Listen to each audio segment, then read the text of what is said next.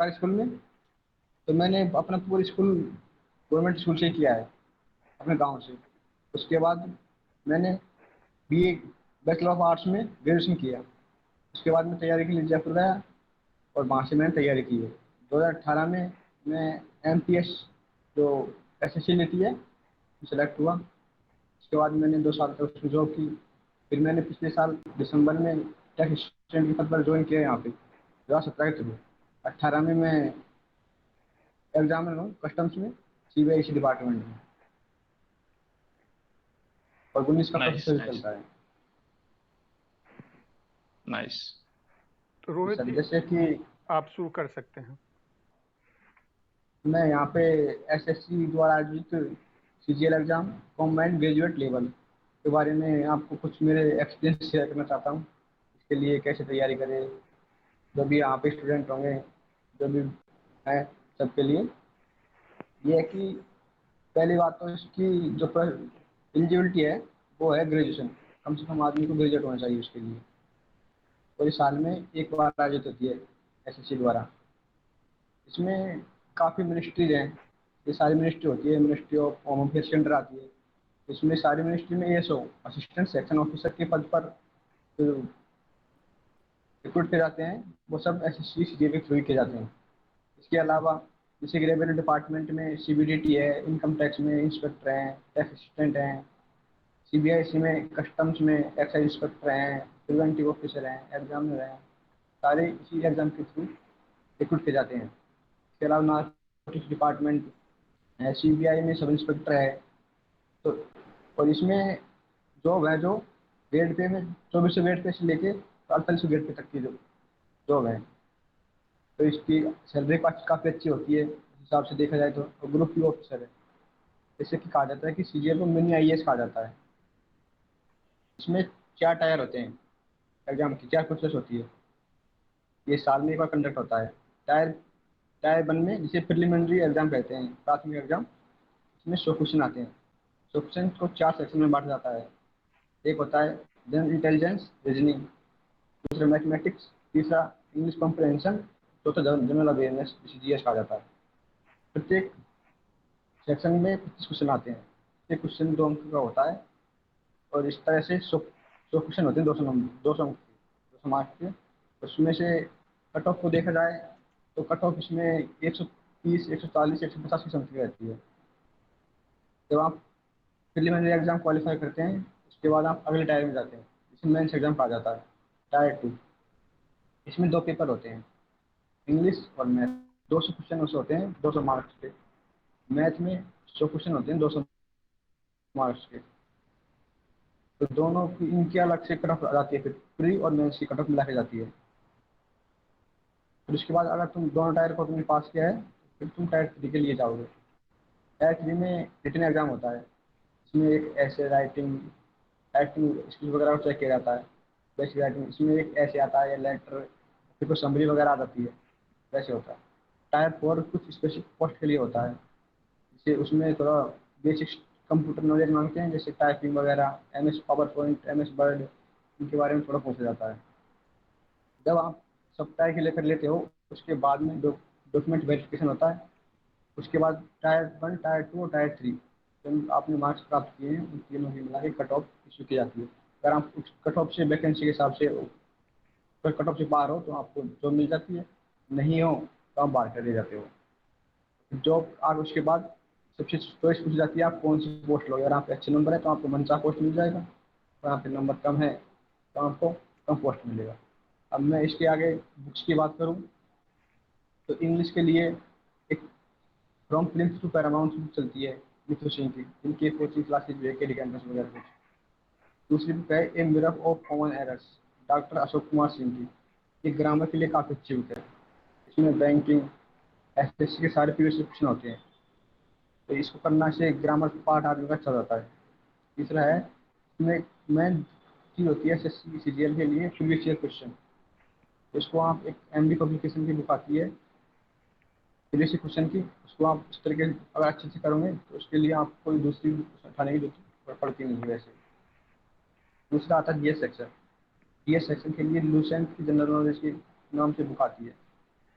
वो बुक काफ़ी अच्छी है, और उस बुक को अगर आप थोड़ा कर लोगे ठीक तरीके से 2-3 बार, तो ये सच में आपका अच्छा होता है। और इसके अलावा जो चक्कर आता है एसएससी का, प्रीवियस क्वेश्चन का एक कॉम्बाइंड वो आता है कलेक्शन, तो वो सफिशियंट है इन चीज़ों के लिए। फिर आगे कीजिए से मैथमेटिक्स के लिए देखा जाए तो मैथमेटिक्स के लिए SSC mathematics and advanced mathematics, ये किरण पब्लिकेशन की ये बुक आती है। उसमें एसएससी के नज़रिए से देखा जाए तो काफ़ी अच्छी बुक है वो। इसके अलावा एनसीईआरटी 6 to 11, और मेन चीज़ प्रीवियस ईयर क्वेश्चन, उनको और जितना बात करोगे तो उनको किया जाता है। रीजनिंग के लिए आप कोई सी भी बुक देख सकते हो, इसमें तो नॉर्मल जो कॉन्सेप्ट होते हैं वो हो, क्योंकि रीजनिंग एसएससी में रीजनिंग ज़्यादा खास नहीं आती है, जो नॉर्मल रीजनिंग होती है वही कॉन्सेप्ट आते हैं।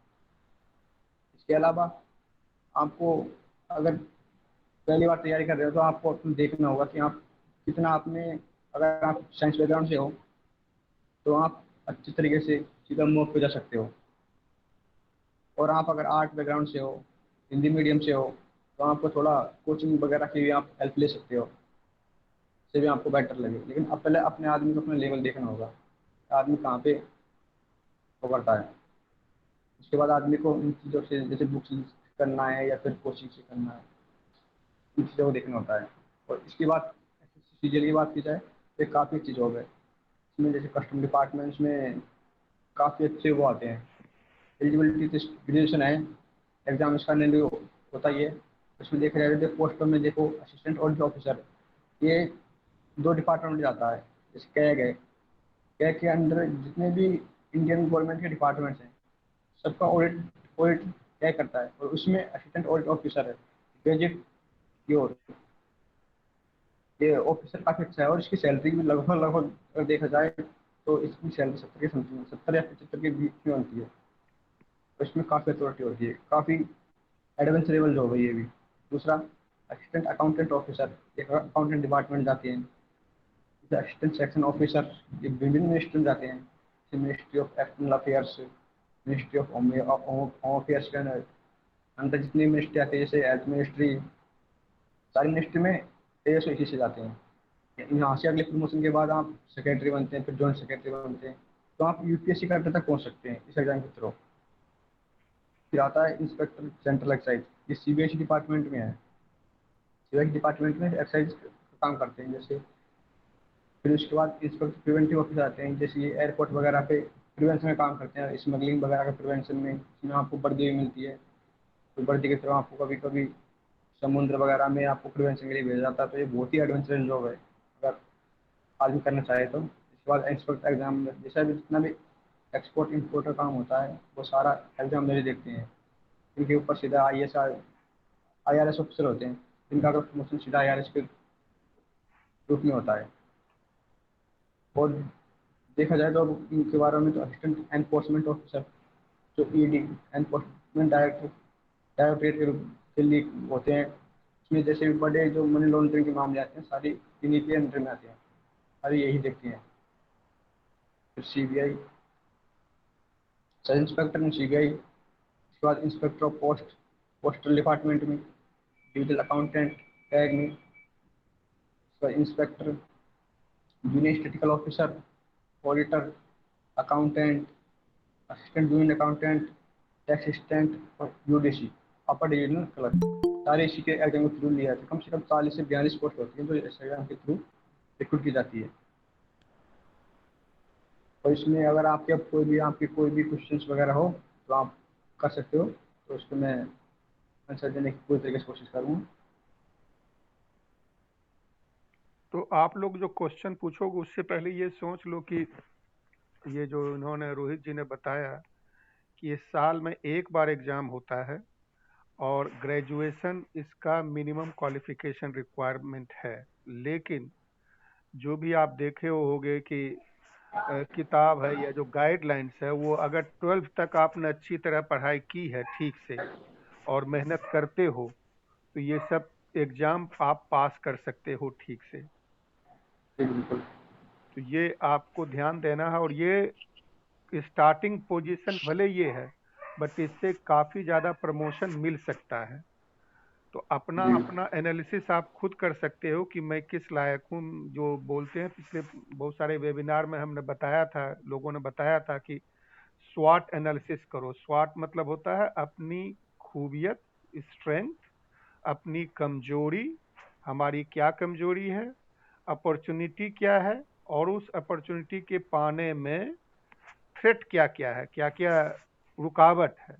इसका एनालिसिस आपको हर एक व्यक्ति को खुद करना होता है। उसके बाद अगर आपको इस एसएससी एग्जाम दे करके, सीजीएल एग्जाम दे करके जाना है, तो ये इतने सारे जितने भी गवर्नमेंट के जॉब है सब में उसका होता है। और रोहित से मैं पूछ रहा हूँ कि क्या इस एग्जाम से स्टेट गवर्नमेंट का जॉब भी होता है या केवल सेंट्रल गवर्नमेंट का जॉब? जी, नहीं सिर्फ सेंट्रल गवर्नमेंट का होता है। तो सेंट्रल गवर्नमेंट का इसमें जॉब है सब। और मेरे बहुत सारे साथी हैं इस लाइन में, वो बहुत पहले ज्वाइन किए हैं, जो हमसे 1 साल 2 साल सीनियर जूनियर थे वो लोग। और उनसे मैं मिला हूँ और उनकी ज़िंदगी बहुत अच्छी रहती है। जैसे कि पिछले स्लाइड में आपने देखा एक्सरसाइज वाले में थे वो। सबसे पहले इसमें कितने कितने अटेम्प्ट होते हैं? मतलब कोई ऐसा एज का लिमिट है या कितने अटेम्प्ट हैं, कुछ ऐसा कंस्ट्रेंट है क्या? सर इसमें एज लिमिट होती है 18 से 27, और उसमें ओके। रिजर्वेशन के हिसाब से, जैसे ओबीसी है उनको 3 साल का रिजर्वेशन मिलता है, ST SC है तो उन्हें 5 साल का रिजर्वेशन मिलता है। और जैसे कि कुछ पोस्ट हैं, ASO की है, उन पोस्टों में 20 से 27 की एज वो होती है, एज लिमिट। लेकिन अधिकतर पोस्टों में 18 से 27 की एज लिमिट है। ओके। और जी और फिर जब आप तैयारी कर रहे होंगे, ठीक है, तो जी। तैयारी करने में आपको किस तरह के चैलेंजेस आए, क्या क्या परेशानियां हुई? और जनरली ऐसा देखा जाता है कि जनरली लोग सिर्फ एक ही कंपटीशन, मतलब एक एक ही एग्जाम का तैयारी नहीं करते। होता क्या है कि कोई बैंकिंग का भी तैयारी कर रहा है और फिर वो साथ साथ जो है एसएससी का भी एग्जाम दे रहा है। तो यहाँ पे है क्या कि मतलब अगर बैंकिंग का भी तैयारी करते हुए साथ साथ इस वाले एग्जाम को भी दे सकते हैं क्या, या उससे कुछ इम्पैक्ट पड़ेगा, या ओके है? नहीं सर, आप थोड़ा मेरा सवाल इम्पैक्ट। समझ रहे हैं क्या? जी सर, थोड़ा इम्पैक्ट सर होगा। जैसे कि बैंकिंग और SSC का सिलेबस थोड़ा डिफरेंट है। जैसे कि बैंकिंग में रीजनिंग अच्छी लेवल की आती है, जबकि SSC में रीजनिंग इतनी अच्छी नहीं आती। बैंकिंग में मैथ इतनी अच्छी नहीं आती, जबकि SSC में मैथ काफ़ी अच्छी आती है। और SSC का फायदा, तैयारी करने का मेन फायदा ये है कि अगर आप SSC तैयारी करोगे तो SSC के अलावा, इसके अलावा भी SSC में जैसे कि combined high secondary level exam है, वो होता है। उसके अलावा MTS एग्जाम होता है, उसके अलावा काफ़ी एग्जाम होते हैं। और SSC की तैयारी करने से आप जितने भी सारे रेलवे वगैरह के एग्जाम है, उनकी तैयारी हो ही जाती है अपने आप ही। क्योंकि इसका सिलेबस ही ऐसा है, इसमें सारी चीज़ों को कवर किया जाता है लगभग लगभग। जैसे कि मैंने जब तैयारी स्टार्ट की थी CGL की, तो जब मैंने पहली बार MTS एग्जाम दिया था, तो पहले मैंने MTS एग्जाम क्लियर किया, फिर 2 साल तक मैंने उसमें जॉब की। उसके बाद मैंने इसमें सेलेक्ट हुआ CGL में। इसका फायदा ये है कि आप अनएम्प्लॉयमेंट से रहते ही नहीं हो, अधिकतर चांस में आप कहीं ना कहीं सेट हो ही जाते हो। ओके, मतलब आपका ये कहना है कि अगर आप इस पर्टिकुलर एग्जाम की तैयारी करोगे तो कुछ कुछ ऐसे ऐसे एग्जाम्स हैं कि उसमें भी आपको फायदा मिलेगा और उसमें भी सिलेक्शन के चांसेस बढ़ जाएंगे। जी बिल्कुल। एक चीज और आप समझाइए कि आपके तैयारी में, मतलब तैयारी करने के दो दो तरीके होते हैं। एक होता क्या है कि आप खुद से तैयारी कर रहे हो, और जो कि सिलेबस जो है मोस्टली मोस्टली 11th 12th के ही लेवल का होता है और बहुत ज्यादा वास्ट सिलेबस नहीं होता है। तो बहुत सारे लोग होते हैं जो खुद तैयारी करके निकालते हैं। सेकंड ऐसा होता है कि खुद तैयारी करने से मतलब उतना कंपटीशन क्या है मार्केट में, कितने सारे लोग हैं, उस तरह का एनवायरनमेंट नहीं मिलता है, तो लोग कोचिंग भी ऑप्ट करते हैं। लेकिन जरूरी नहीं है कि सबके लिए कोचिंग भी वर्क करे। तो आपके पॉइंट ऑफ व्यू से कोचिंग का रोल कितना इम्पोर्टेंट है यहाँ पे? कि अगर कोई सपोज नॉर्मल मतलब 11th 12th किया है और फिर ग्रेजुएशन कर रहा है, तो उसके लिए कोचिंग करना जरूरी है? अगर जरूरी है तो कितने टाइम तक कोचिंग करे, और फिर किन किन चीजों का कोचिंग करे, मतलब कहाँ पे इम्पोर्टेंट होता है? सर कोचिंग का ये है कि अगर आपने 11th 12th मैथ से किया है, मैथ साइंस से किया है, तो फिर मुझे नहीं लगता कि आपको कोचिंग की कोई आवश्यकता है, क्योंकि इसका सिलेबस है, इसमें अधिकतर चीज़ें 10th लेवल की आती है। जैसे मैथमेटिक्स है, इंग्लिश वगैरह सब 10th लेवल की आती है। और आप इसकी सेल्फ स्टडी से भी बहुत अच्छी तरह कर सकते हैं। और बात रही जैसे कंपटीशन की, तो कंपटीशन का आपको पता लगेगा जब आप, बट ऑनलाइन लेवल पे, इंटर लेवल पे जब मॉक होते हैं, मॉक टेस्ट होते हैं, मॉक टेस्ट दोगे आप, तो आपको जैसे मॉक टेस्ट काफ़ी संस्थाएं जो ऑनलाइन इंस्टीट्यूट है वो उपलब्ध कराते हैं, तो उस वजह से आपको एनवायरनमेंट अपने आप मिल जाता है ऑनलाइन को, जैसे कंपटीशन, कितना कंपटीशन है, कितना क्या है, उस वजह से। और आपकी मैथ साइंस है, मेन चीज़ में होती है मैथ और इंग्लिश। अगर आप मैथ मैथ बैकग्राउंड से हो तो आपको बिल्कुल दिक्कत नहीं आएगी इसमें। बस थोड़ा मेहनत करना पड़ेगा। ओके, मतलब आपका ये बोलना है कि कोचिंग बहुत ज़्यादा इम्पोर्टेंट नहीं है। अगर आप सेल्फ सेल्फ स्टडी कर रहे हो तो कोचिंग को इग्नोर भी किया जा सकता है। और सेकंड जो यहाँ से आप मतलब आपके बात से निकल कर के आया है वो ये है कि टेस्ट सीरीज टाइप का देना जरूरी है। मॉक टेस्ट जो भी कोचिंग इंस्टीट्यूट का होता है वो देना जरूरी है, ताकि आपको आप प्रैक्टिस में रहें। और मतलब एक आपको पता चलते रहे कि हाँ आप में क्या कमी है, कहाँ पे आप लैग कर रहे हैं, कि कहाँ पे आप इम्प्रूव कर सकते हैं। जी जी, वही ना, जब आप इंडिया लेवल पे टेस्ट देते हैं तो आपको आपकी रैंक पता लग जाती है कि आप कहाँ पे स्टैंड करते हो फिलहाल, तो आपको कहाँ पे इम्प्रूव करना है, तो वो चीज़ें आप बेहतर तरीके से कर पाते हो। ओके, और किन्हीं को कोई क्वेश्चन है, किन्हीं को कोई कुछ पूछना है तो पूछ सर सकते हैं। मुझे पूछना था, मैथ और इंग्लिश में कितने मार्क्स से हम एग्जाम पास कर सकते हैं? जैसे कि अगर प्री की बात की जाए तो प्री में तो आपका कट ऑफ लगभग लगभग 130-140 समथिंग रहता है। उसमें 4 सेक्शन आते हैं। मेन एग्जाम मेंस होती है, उसमें 200 नंबर का मैथ्स और 200 नंबर का इंग्लिश आता है। वहाँ आपको यस। मिनिमम कम से कम 350 स्कोर करना ही पड़ेगा। Okay sir. क्योंकि जो एसएससी है, सीजीएल में कंपटीशन काफ़ी हुआ है। ओके। और कोई क्वेरी? मेरा एक क्वेश्चन था सर। जी। जी, मेरा ये क्वेश्चन था कि फाइनल स्कोर जो मतलब रिजल्ट जारी होता है फाइनल, वो उसका मतलब किस तरह से मतलब होता है, वो स्कोर किस तरह बनता है? फाइनल स्कोर है वो आपका, जैसे तीनों तीनों टायर होंगे। टायर फर्स्ट 200 नंबर का, टायर सेकंड 400 मार्क्स का, और टायर थ्री 100 मार्क्स का। 700 मार्क्स में से यहाँ पे तीनों मार्क्स में जितने नंबर आते हैं तीनों टायर में, उनको प्लस करके फिर आपका स्कोर निकाल जाता है। हाँ, गुड इवनिंग सर। जैसे सर आपने अपना वोकेबुलरी सेक्शन कैसे कंप्लीट किया था? वोकेबुलरी सेक्शन के लिए आप एमबी पब्लिकेशन की जो मैंने बुक आपको सजेस्ट की थी, उसमें काफ़ी वोकेब आती है। एक तो वो स्टार्टिंग में आती है, और जैसे क्वेश्चन पेपर है उसके आखिरी में आती है। अगर आप एमबी पब्लिकेशन की बुक से सारे वोकेब कर लेते हैं तो आपको करने की कोई जरूरत नहीं है और दूसरी बुक से, क्योंकि अधिकतर इसमें प्रीवियस ईयर क्वेश्चन ही आते हैं। Thank you sir. Sir group B मतलब सीबीआई ऑफिसर होता है? ग्रुप बी मतलब हर जितना पोस्ट मैंने दिखाया सब ग्रुप बी में ही आएगा।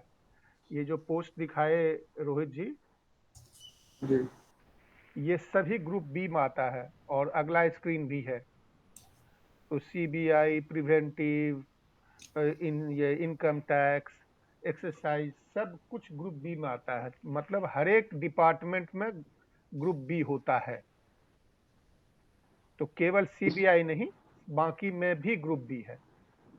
हाँ, सीबीआई में सब इंस्पेक्टर जाते यस हैं वो सर। ग्रुप बी के जाते हैं। हाँ, सीबीआई में जो सब इंस्पेक्टर है वो ग्रुप बी है, लेकिन ये सब भी ग्रुप बी है। सीबीआई में भी सब इंस्पेक्टर होते हैं? जी। हाँ, सीबीआई में भी होता है, वही बता रहे हैं रोहित जी। सर मेरा एक और क्वेश्चन है। हाँ, सर ये जो सीएजी के अंतर्गत असिस्टेंट ऑडिट ऑफिसर होता है, तो सर उसमें शायद एक इकोनॉमिक्स का भी पेपर आता है। हाँ, उसके लिए अलग से एक पेपर होता है। तो उसी सर वो टाइप। तो सर वो जो इकोनॉमिक्स का पेपर आता है उसको किस लेवल तक पढ़ना होगा, मतलब किस क्लास तक, वो उसकी तैयारी कैसे कर सकते हैं हम लोग उस पेपर के लिए स्पेशली? उस पेपर में कुछ अकाउंट्स के सब्जेक्ट आते हैं, जैसे वो 12th लेवल का आता है। सर वहाँ पे असिस्टेंट इन्फोर्समेंट ऑफिसर मतलब जैसे एनफोर्समेंट डिपार्टमेंट होता है, ईडी, तो जैसे भी बड़े बड़े जो पॉलिटिशियन होते हैं, बड़े बड़े बिजनेसमैन होते हैं, उनका जो मनी लॉन्ड्रिंग का मामला होता है वो एनफोर्समेंट डिपार्टमेंट देखता है। तो उसके एनफोर्स डिपार्टमेंट के अंडर में जो एनफोर्स असिस्टेंट एनफोर्समेंट ऑफिसर होते हैं, यही उनके ग्रुप बी ऑफिसर होते हैं। तो यहाँ से अगला अगला प्रमोशन सीधा आपका एनफोर्समेंट ऑफिसर के रूप में होता है, तो आप वहाँ से यूपीएससी कैडर में पहुँच जाते हैं सीधे। सर इसके लिए +2 करना पड़ता है या फिर ग्रेजुएशन? नहीं, जैसे कि इस एग्जाम में सीजीएल का फुल फॉर्म ही कॉम्बाइंड ग्रेजुएट लेवल है, ग्रेजुएशन लेवल की इसके लिए एलिजिबिलिटी है। Okay sir. सर सीजीएल को लेकर कोई मार्क्स रूल है क्या उसमें, सीजीएल के एग्जाम में, कि आपको ग्रेजुएशन में इतना ही मार्क्स लाना होगा या इससे कम? नहीं नहीं, ऐसा कोई रूल नहीं है, आपको बस ग्रेजुएट होना चाहिए।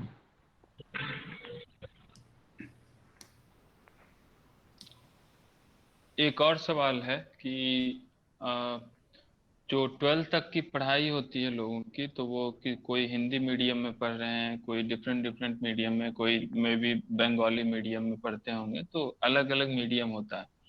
तो उसके हिसाब से जो ये सारे एग्जाम होते हैं, उसका भी डिफरेंट डिफरेंट मीडियम मतलब लैंग्वेजेस में होता है, या मतलब कोई कोई स्पेसिफिक लैंग्वेज है कि इस भाषा में ही ये सारी परीक्षाएं होगी, तो ऐसा नहीं, कुछ कंस्ट्रेंट है क्या? एग्जामिनेशन मेनली 2 भाषाओं में होती है, इंग्लिश और हिंदी। इसके अलावा तीसरी भाषा में कोई वो नहीं है। अच्छा, इंग्लिश और हिंदी में होती है, तो उसके जी अकॉर्डिंग अपना चुन सकते हैं। हाँ, आप ऑप्शन में आता है इंग्लिश या हिंदी में, तो आप जैसे चाहो कंफर्टेबल उसमें दे सकते सर ये जो प्रमोशन होता है सीजीएल ग्रुप बी ऑफिसरों का, तो सर ये टाइम बेसिस पे होता है या फिर एग्जाम देके प्रमोशन दिया जाता है? हो। नहीं नहीं, ये टाइम बेसिस पे होता है, इसमें फिक्स होता है। जैसे कि इनकम टैक्स है, इनकम टैक्स में आप अगले 4 साल में आईटी हो जाओ, इनकम टैक्स ऑफिसर। उसके बाद अगले 4 से 5 साल में आप आईआरएस जॉइंट कमिश्नर के लेवल पे पहुंच जाओगे। तो फिक्स इसका जो टेन्योर है वो फिक्स है, उसके बाद आपको प्रमोशन अपने आप मिल जाता है। जैसे अभी 9th में मैं पढ़ रहा हूँ, तो कुछ सिलेबस मतलब घटाया जा रहा है सिलेबस को, तो आगे चल के मतलब बहुत सारा कॉम्पिटिटिव एग्जाम होता है, तो उस चैप्टर से क्वेश्चन नहीं पूछा जाएगा? नहीं, जैसे नॉर्मल सिलेबस होता है वैसे आते हैं। जैसे आप 10th तक पढ़ते हो, थोड़ा जैसे सिलेबस चेंज हो रहा है, तो इसके रिगार्डिंग थोड़ा दिक्कत आती है, लेकिन सिलेबस इतना चेंज नहीं करते वो, इतना कि आपको आगे दिक्कत हो। सिलेबस वही रहेगा जो आपने 10th तक पढ़ा है। ओके। साहिल, अगर तुम्हारा प्रश्न ये है कि कोरोना करके जो सिलेबस कम कर दिया गया है अभी 9th-10th में, तो क्या एग्जाम में वो सिलेबस नहीं रहेगा? तो आंसर ये है कि नहीं, वो भी एग्जाम में रहेगा। क्योंकि जो हाँ, वो तो रहेगा सर। हाँ, एसएससी जो एग्जाम ले रहा है उसको नहीं पता है कि कोरोना के कारण सिलेबस कम हो गया या ज़्यादा हो गया।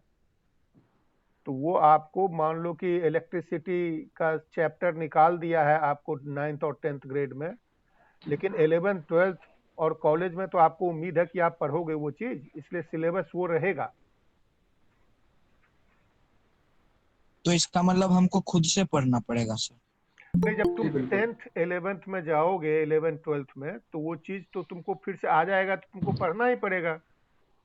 तुम ये सोच रहे हो कि टीचर पढ़ करके तुम्हारे बदले एग्जाम देगा, तो वो नहीं होगा, तुमको ही पढ़ करके एग्जाम देना पड़ेगा। सर ये जो असिस्टेंट सेक्शन ऑफिसर होता है, उसके ऊपर सेक्शन ऑफिसर होता है, तो sir direct section officer recruit करने के लिए कोई एग्जाम नहीं होता है क्या? नहीं, वो सिर्फ प्रमोशन से ही बनते हैं, उनके लिए डायरेक्ट एग्जाम नहीं होता है इनके लिए। सर ये जो प्रमोशन होता है वो क्या चीज पर डिपेंड करता है?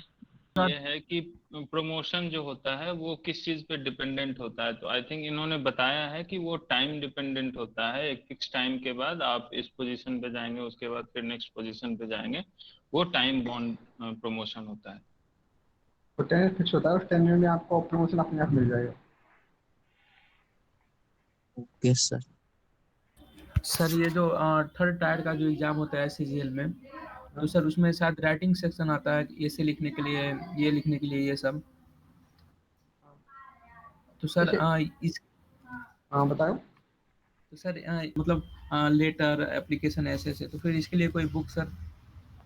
इसके लिए वैसे तो कोचिंग इंस्टीट्यूट होते हैं वो बुक निकालते हैं, जैसे कोरियन पब्लिकेशन है वो भी बुक निकालता है। लेकिन इसमें जो करंट टॉपिक्स होते हैं, जैसे कि अब जो बहस के मुद्दे हो, जो करंट टॉपिक चल रहे हैं, जैसे ग्लोबल वार्मिंग है वगैरह वगैरह, ऐसे जो मुद्दे होते हैं करंट टॉपिक्स हैं उन्हीं पे आता है। और इनके सिंपल फॉर्मेट वो सिंपल ही होता है। जैसे लेटर आएगा तो लेटर का फॉर्मेट तो अपन छठी से पढ़ते हैं, अपन तो 10वीं तक आप वो लेटर देखते हैं तो फॉर्मेट वही होता है, बस उसमें करंट टॉपिक को इंक्लूड कर दिया जाता है। इसके ऊपर आप शब्द लिखिए, इसके द्वारा आपको देखा जाता है कि आप किसी चीज़ को कैसे रिप्रेजेंट कर पाते हो। तो प्रभात जो हमने क्लास शुरू किया था, जिसका नाम हमने लीडरशिप ट्रेनिंग दिया था, अभी भी सीनियर के लिए जो क्लास होता है उसमें पिछले 2 क्लास से हमने राइटिंग शुरू किया है। तो उसमें यही सब करने की हमारी इच्छा थी और है, लेकिन स्टूडेंट अगर कम आएंगे तो वो क्लास नहीं चलेगा। तो जैसे उसमें हो सकता है कि आपको एसे लिखना हो, लेटर लिखना हो, पर्सनल एप्लीकेशन लिखना हो, प्रोजेक्ट लिखना हो, रिमाइंडर लिखना हो, किसी को पर्सनल नोट भेजना हो, तो ये सब तरह की अलग अलग राइटिंग है। यहाँ पे लिखा हुआ है एसे राइटिंग, लेकिन आपको प्रपोजल भी लिखना पड़ सकता है एग्जाम में। एसे और प्रपोजल में अंतर क्या है ये आपको बताना पड़ेगा। तो ये सब हम लोग उस क्लास में कर सकते हैं। तो अगर आप लोग ज़्यादा लोग आए तो हम उसको अपने क्लास में कर सकते हैं, सिखा सकते हैं कि कैसे एसे लिखना चाहिए, कैसे प्रपोजल लिखना चाहिए, दोनों में अंतर होता है, या कैसे रिमाइंडर देना है, या कैसे प्रोजेक्ट प्लान बनाना है। तो रोहित और कुछ बोलना है तो ये और बात बताना है इसको कि राइटिंग में किस तरह के प्रश्न आते हैं, केवल ऐसे आते हैं या जो मैंने बोला लेटर, पर्सनल लीव एप्लीकेशन, ये सब आता है? इसमें लेटर, ऐसे और फिर क्या जो समरी होती है, 3 चीज़ आती हैं अधिकतर। अच्छा, समरी। तो समरी भी आ जाती है कभी कभी। हाँ, तो एग्जीक्यूटिव समरी एक हो गया, ऐसे हो गया, और लेटर हो और गया। हाँ, तो आपको रियल लाइफ में, एग्जाम की बात मैं नहीं कर रहा हूँ, रियल लाइफ में जब आप नौकरी करते हो तो आपको प्रपोजल भी लिखने कहा जा सकता है। मान लो कि रोहित अभी इनकम टैक्स में है तो उसको कह सकता है भाई प्रपोजल बनाओ कि कैसे हम ये अगले साल जो बजट पास होगा उसमें हम इस लॉ को कैसे चेंज करें, प्रपोज करो। तो प्रपोजल भी बन सकता है। जी बिल्कुल। तो इसके बारे में अगर क्लास करना है तो हम लोग जो करते थे उसको, उसमें आप लोग आओ और अपना सजेशन दो तो हम वही करेंगे। सर ये जो जनरल अवेयरनेस का जो सेक्शन है, मतलब सर अगर जीके की बात करें तो सर वो तो रिसेंट से हो जाएगा, लेकिन सर अगर जब हम करंट अफेयर की बात करें तो बहुत कोई अपना अपना अलग अलग राय देता है। जैसे में कि अगर तैयारी करना है करंट अफेयर का तो आप पत्रिका पढ़ सकते हैं, मंथली वाला, या फिर साल वाला भी पढ़ सकते हैं, या फिर एग्जाम देने के समय में आप क्या कर सकते हैं, 1 साल के करंट अफेयर का बुक लाइए, खरीद लीजिए। सर आप कैसे किए थे करंट अफेयर का प्रिपरेशन? देखो प्रभात, करंट अफेयर्स के लिए सबसे जो मुख्य चीज़ है वो है न्यूज़पेपर, डेली न्यूज़पेपर। अगर आप डेली न्यूज़पेपर पढ़ते हो तो आपको कोई बुक्स मैगजीन वगैरह की जरूरत नहीं है। लेकिन उसके अलावा भी आदमी के पास टाइम नहीं होता तो मंथली मैगजीन है या फिर आप ईयरली मैगजीन है वो देख सकते हो। मैं तो मंथ डेली न्यूज़पेपर पढ़ता था। उससे काफ़ी ज़्यादा सेक्शन क्लियर हो जाता है। तो फिर आप एक ईयरली ले आओ, उसे अगर आप देख लोगे तो आपको सेक्शन क्लियर हो जाएगा उससे। आप लोग के सामने एक ऐसे व्यक्ति बैठे हुए हैं जिन्होंने 3 बार सीजीएल एग्जाम पास किया है, तो इससे अच्छा आदमी कौन आपको जवाब देगा? सर प्रीलिमिनरी जो एग्जाम होता है पहले, जो 200 मार्क्स का, वो सर सिर्फ हाँ। क्वालिफाइंग होता है कि सर उसके भी मार्क्स जुड़ते हैं फाइनल मेरिट नहीं, लिस्ट बनने में? इसका मेरिट में मार्क्स होते हैं। उसमें जो मार्क्स आएंगे उसको मार्क्स आपको और फाइनल मेरिट में ऐड होंगे। टीयर 1 में 200 नंबर है, जी। टीयर 2 में 400 मार्क्स है, और ऐसे 100 मार्क्स का है। जी। सो टोटल 700 हुआ। 700। 700 मार्क्स टोटल का मेरिट और कट ऑफ बनता है। तो ये नहीं कि प्रीलिम में आप कैजुअल रहो, कि पास किसी तरह कर गए, नहीं, प्रीलिम में अगर अच्छा किए और मेन में थोड़ा कम भी आया तो प्रीलिम वाला कवर करेगा उसको। ऐसे अगर आपका थोड़ा नहीं अच्छा गया लेकिन प्रीलिम में ज़्यादा नंबर लाया था तो उसका एडवांटेज आपको मिलेगा। रोहित सही बोले? जी बिल्कुल सही। सर जो वो कंप्यूटर वाला होता है वो बस बस क्वालिफाइंग होता है। वो बस क्वालिफाइंग होता है, उसमें आपको बस आपकी स्किल चेक चेक की जाती है कि आपको थोड़ा कंप्यूटर की नॉलेज है या नहीं है। अच्छा, अभी कंप्यूटर का प्रभात में पूछा तो अभी आज रात आपके सवेरे 6:30 बजे हम बिल्कुल इसी टॉपिक पे पढ़ाने जा रहे हैं, power point, sir MS Sunday word. Sunday को या फिर संडे सैटरडे को है? नहीं, संडे 6:30 बजे सवेरे आपका। और सर वो इंग्लिश लीडरशिप वाला क्लास कब से है सर? उसका टाइमिंग थोड़ा मतलब इंग्लिश ग्रुप लीडरशिप में। का मेरे को याद नहीं है टाइम, लेकिन मेरे ख्याल से 5:30 बजे शाम संडे को।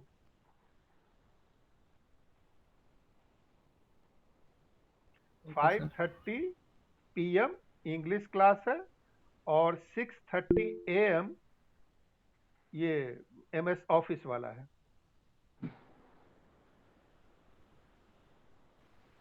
सर आउट ऑफ 700 कितना मार्क्स, मतलब सर फाइनल कट ऑफ कितना जाता है उसमें से आउट ऑफ 700? अगर कट ऑफ की बात की जाए तो इसकी तो सारी कट ऑफ काफ़ी बड़ा है।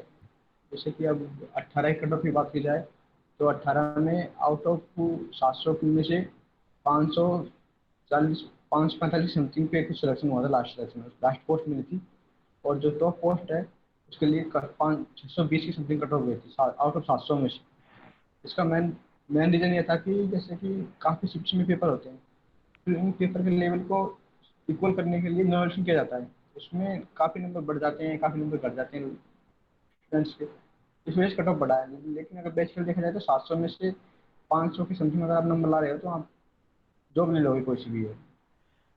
तो ये रोहित, एक प्रश्न है मेरा, मैं थोड़ा स्क्रीन दिखाता हूँ आपको। इतने सारे पोस्ट हैं तो ये कौन बंदा किस पोस्ट में जाएगा, ये उसका ऑप्शन है या कट ऑफ के ऊपर उसका कितना नंबर आया उस पे आधारित है? सर ऑप्शन और कट ऑफ दोनों करता है। अगर कोई जैसे कि अगर असिस्टेंट ऑडिट ऑफिसर है, अगर टॉपर्स है उन्होंने अगर इसे चूज कर लिया तो इसे कट ऑफ ज़्यादा बढ़ जाएगा, और अगर इसे चूज नहीं करते हैं तो इसे कट ऑफ गिर जाएगा। दोनों पे डिपेंड करता है, ऑप्शन पे और कट ऑफ।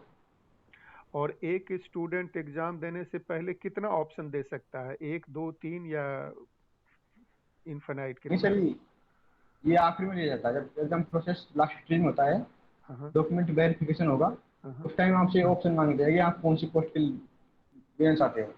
और कितना ऑप्शन वो सिलेक्ट कर सकता है, एक करना पड़ता है या ज्यादा कर सकता है? नहीं सर, आउट ऑफ पूरे कर सकते हो जितने भी हैं आप।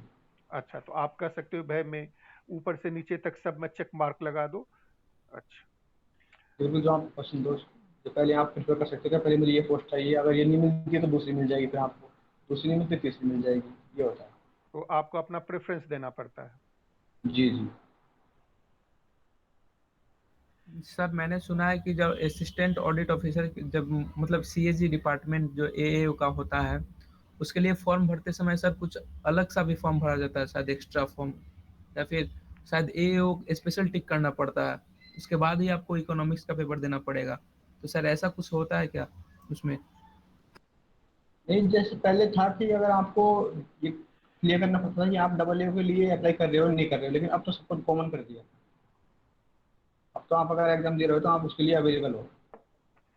उसमें ऐसा ही था कि अगर आप सारी पोस्ट के लिए अवेलेबल हो, अगर आप टाइप 2 का जो स्पेशल पेपर होता है डबल ए के लिए, अगर आप वो देते हो तो आप इसके लिए आगे एलिजिबल होगे। अगर आप ये देते ही नहीं हो तो फिर आप इसकी पोस्ट से आप बाहर हो जाओगे। तो सर सिर्फ मैं एएओ के पोस्ट से ही बाहर होऊंगा ना? हाँ बिल्कुल। सर ये जो एएओ का जो पोस्ट होता है असिस्टेंट ऑडिट ऑफिसर, सर वो गैजेटेड होता है, हाँ गजेटेड गैजेटेड होता पोस्ट है। होता है। तो सर मुझे थोड़ा गैजेटेड और नॉन गैजेटेड के बारे में सर जानना था, मैं नहीं जानता हूँ उसको। जैसे अधिकतर गैजेटेड करने का अर्थ क्या होता है, नॉन गैजेटेड करने का अर्थ क्या होता है? दोनों ग्रुप बी के ही पोस्ट हैं तो फिर सर। ग्रुप बी में अधिकतर जो पोस्ट होती है वो नॉन बजटेड होती है, लेकिन इसमें एक ये असिस्टेंट ऑडिट ऑफिसर एक ऐसी पोस्ट है जो बजटेड होती है, जिसपे आपके साइन चलते हैं, आपके सिग्नेचर चलते हैं, आपके सिग्नेचर की अथॉरिटी होती है आपको। और पोस्ट में किसी में आपको सिग्नेचर की अथॉरिटी नहीं होती है, आगे आपके सिग्नेचर चलेंगे। ये ऐसी पोस्ट में आप सेंट्रल अथॉरिटी होती है आपके पास। गैजेट सब का मतलब समझते हो प्रभात? नहीं सर। गैजेट एक तरह का सरकार का डॉक्यूमेंट होता है जिसपे सरकारी का सील मोहर लगा होता है और उसमें आपका नाम होता है लिखा हुआ। जैसे कि यूपीएससी में जो एग्जाम पास करते हैं आईएएस के लिए, एनडीए वाले, वो गैजेटेड ऑफिसर होते हैं। गैजेटेड मतलब एक पब्लिकेशन होता है सरकार का जिसमें आपका नाम लिखा होता है। सर ये जो मिनिस्ट्री ऑफ एक्सटर्नल अफेयर में जो असिस्टेंट सेक्शन ऑफिसर है सर, उसकी पोस्टिंग सर शायद फॉरेन में भी होती है, ऐसे group A, group B, group C, ऐसे मतलब कंट्रीज में। तो सर उसका क्या प्रोसेस है? अगर हम असिस्टेंट सेक्शन ऑफिसर बन गए तो फिर सर कितने दिनों के बाद सर मैं उसके लिए अप्लाई कर सकता हूँ फॉरेन जाने के लिए? और सर कंट्री कैसे चूज कर सकता हूँ सर उसमें? या फिर कोई एग्जाम होता होगा उसका? आप उसका ये है कि अगर आप जैसे कि एएसओ के लिए एमईए में सेलेक्ट हुए हो, तो उसके बाद आपको प्रोबेशन पीरियड यहीं पे इंडिया में पूरा करना पड़ेगा। प्रोबेशन पीरियड पूरा करने के बाद आपको ऑप्शन दिया जाएगा अगर आप बाहर जाना चाहते हो या नहीं चाहते हो। उसके पहले आपको जैसे कि 2 पोस्टिंग हार्ड कंट्रीज में करनी पड़ती है, जैसे कि हार्ड कंट्रीज में सीरिया, अफगानिस्तान, जहाँ पे एनवायरनमेंट ठीक नहीं है, तो उनमें आपको कम से कम 2 पोस्टिंग 2-2 साल की वहाँ करनी पड़ेगी। उसके बाद आपको सॉफ्ट कंट्रीज, इनको 3 भागों में बांटा जाता है, हार्ड कंट्रीज, सॉफ्ट कंट्रीज और मतलब एक और वो होता है। तो उसमें हार्ड कंट्रीज में आके सीरिया, अफगानिस्तान वगैरह, जो सॉफ्ट कंट्रीज हैं उसमें श्रीलंका, ऐसी कंट्री आती है। और फिर यूरोपीय कंट्रियों को ग्रेड ए में रखा जाता है, तो वहाँ पे आपको एंट्री आखिरी में मिलती है। ये प्रोसेस होता है उसका। सर जो इसका पोस्टिंग होता है वो मतलब वो गवर्नमेंट अपने से करती है या अगर कि आप अपने मन चाहे स्थान पे जा सकते हैं? नहीं नहीं, वो गवर्नमेंट ही करती है। अगर मतलब कुछ दिन बाद मतलब जॉब के मतलब 4 या 5 साल बाद अगर मैं चाहूँ कि मैं जैसे मैं बिहार का हूँ तो मैं बिहार में किसी मतलब उसके ऑफिस में मतलब आ जाऊँ तो हो सकता है ऐसा? नहीं, ये तो जहाँ पे ऑफिस होगा, तो अगर आप प्रमोशन जैसे कि ट्रांसफर वगैरह होते हैं, एमए का तो दिल्ली में ही है। एमए का तो उसके अलावा कहीं वो नहीं है ट्रांसफर इंडिया में। तो ऐसे और बगैर बाकी पोस्ट इनकम टैक्स है, सेंट्रल एक्साइज है, तो इनमें तो क्या भी आईसीटी बंद कर रखा है, तो इस वजह से आपको ट्रांसफर नहीं हो सकता। आपको जो कैडर मिलेगा आपको वहीं पे जॉब करनी पड़ेगी।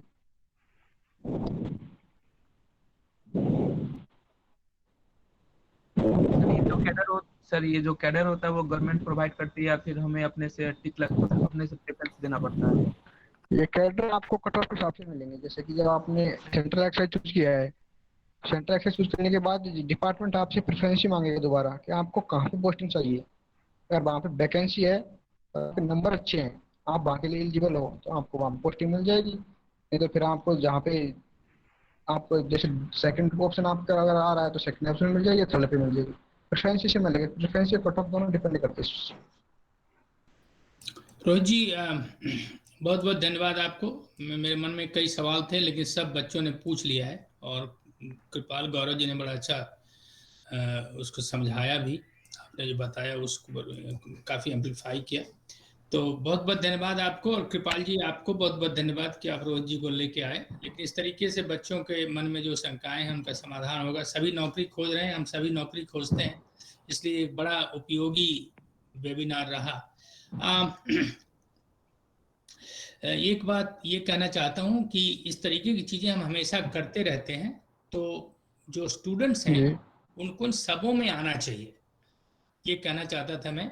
क्योंकि पता नहीं कौन सी किस, जिसको भोजपुरी में लुत्ती बोलते हैं, किस चिंगारी से क्या प्रकाश आपके मन में आए और वो कहाँ तक जाए वो पता नहीं है। इसलिए जितना आप जान सकें, आप देख रहे हैं कि जनरल नॉलेज आपका हर तरीके से आता है, तो कोशिश कीजिए आप हर चीज़ सीख सकें, जितनी चीज़ें सीख सकें। मुझे मालूम है आपका सिलेबस है, आपके ऊपर दूसरे प्रेशर्स हैं, लेकिन जितना समय निकाल के आप इन चीज़ों में लगाएंगे उतना अच्छा करेंगे। बहुत बहुत धन्यवाद रोहित जी और कृपाल जी, आप दोनों को इतना परिश्रम करने के लिए, इतनी जल्दी आने के लिए बहुत बहुत धन्यवाद आप सबको।